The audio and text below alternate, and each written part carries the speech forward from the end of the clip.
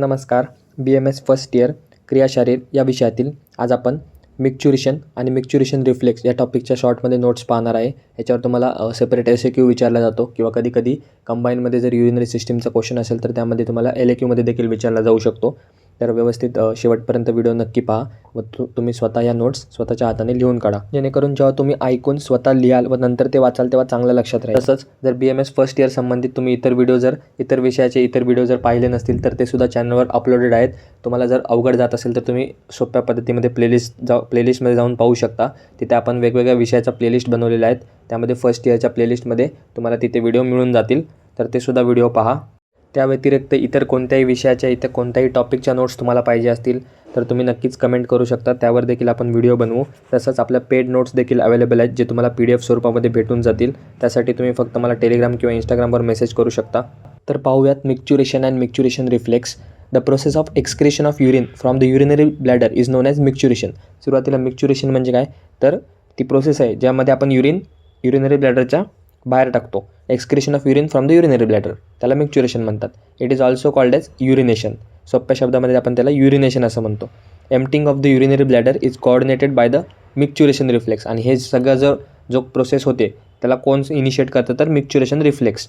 Nerves coordinating the micturition reflex R as follows. आता कोणकोणत्या nerves आहेत ते या रिफ्लेक्समध्ये इन्व्हॉल्व असतात, तर त्यामध्ये सुरुवातीला पेल्विक नर्व्समध्ये काय होतं, sensory fibres from the bladder ते कुठं सिग्नल सेंड करतात, सेकंड आणि third segment of spinal cord. आणि मोटार फायबर्स हे सॅक्रल सेगमेंट ऑफ स्पायनल कॉर्डमध्ये असतात, तिथून वॉल ऑफ ब्लॅडरला. त्यानंतर पुडेंडल नर्व, पहिल्या पेल्विक नर्व झाल्या, आता pudendal nerve supplies skeletal motor nerve fibre to external urinary sphincter of the bladder. ते काय करतात, एक्सटर्नल युरिनरी स्पिंक्टर ऑफ ब्लॅडरला सप्लाय करतात.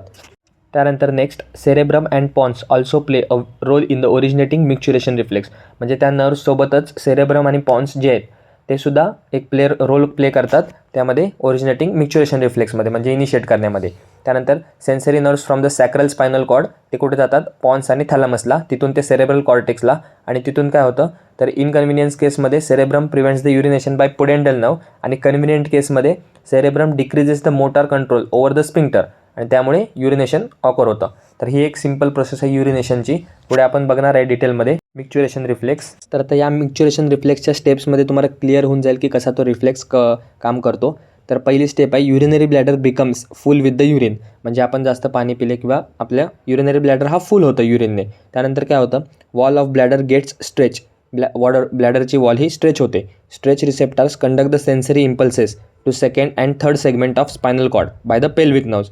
मग जे स्ट्रेच रिसेप्टर होतात, आता वॉल ऑफ ब्लॅडर स्ट्रेच झाली, मग ते तिथले जे रिसेप्टर आहेत ते काय करतात, सेन्सरी इम्पल्स कुठे कंडक्ट करतात, to the second and third segment of spinal cord. कशाद्वारे, पेल्विक नर्वद्वारे. त्यानंतर नेक्स्ट स्टेप काय, parasympathetic nerve fibres in the pelvic nerve bring back the motor impulses to the urinary bladder. म्हणजे send केले, तिथून परत आणले.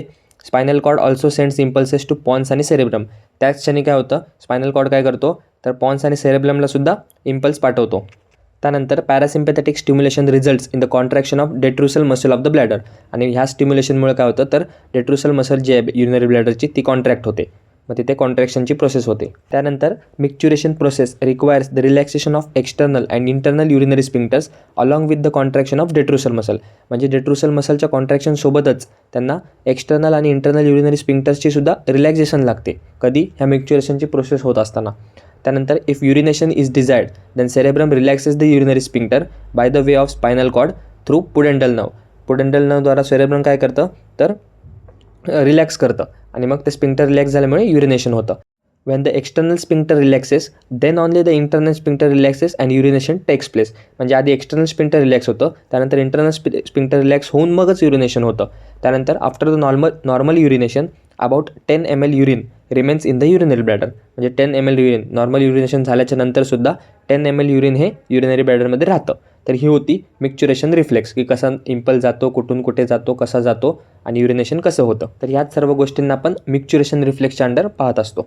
त्यानंतर या टॉपिक संबंधित काही एक्स्ट्रा पॉईंट्स आहेत, जसं की स्टेजेस ऑफ युरिन फॉर्मेशन. आता तुम्ही आधी शिकलाच असाल की युरिन फॉर्मेशनच्या मेन 3 स्टेजेस असतात, ग्लोमेरुलर फिल्ट्रेशन, ट्युब्युलर सिक्रेशन आणि ट्युब्युलर रिअब्झॉर्प्शन. या 3 स्टेपचे व्हिडिओसुद्धा आपण सेपरेट अपलोड केलेला आहे.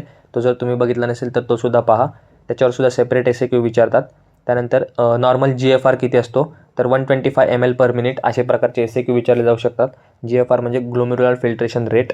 त्यानंतर फंक्शन ऑफ किडनी काय आहे, जनरल ब्लडचं फिल्टर करणे. त्यानंतर urine formation, maintain the blood pH, त्यानंतर मेंटेन द सोडियम आयन. आणि फंक्शनल युनिट ऑफ किडनी कोणता आहे, तर नेफ्रॉन आहे. तर हा एक एक्स्ट्रा पॉईंट होता जो ह्याच्याशी रिलेटेड होता, तो सुद्धा लक्षात घ्या. तर या होत्या मिक्च्युरेशन आणि मिक्च्युरेशन रिफ्लेक्स या टॉपिक संबंधित नोट्स. हा जर व्हिडिओ तुम्हाला आवडला असेल तर व्हिडिओला लाईक करा, चॅनलला सबस्क्राईब करा, तुमच्या इतर मित्रांमध्ये शेअर करा. तसंच तुम्हाला जर हँड रिटन नोट्स जर PDF स्वरूपामध्ये पेड हँड रिटन नोट्स पाहिजे असतील तर नक्की तुम्ही टेलिग्राम चॅनल जॉईन करा, तिथे मेसेज करा किंवा मग इंस्टाग्रामवर मेसेज करा. आणि जर तुम्हाला व्हिडिओ स्वरूपात कोणतेही नोट्स पाहिजे असतील तर त्याचंसुद्धा यूट्यूबवर तुम्ही कमेंट करू शकता, त्याचेसुद्धा व्हिडिओ फॉर्मॅटमध्ये नोट्स येतील. भेटूया आपण असंच एका नवीन व्हिडिओमध्ये नवीन टॉपिकसोबत. धन्यवाद. So guys, subscribe Ayurveda Essence for more such videos. You will get all handwritten notes here.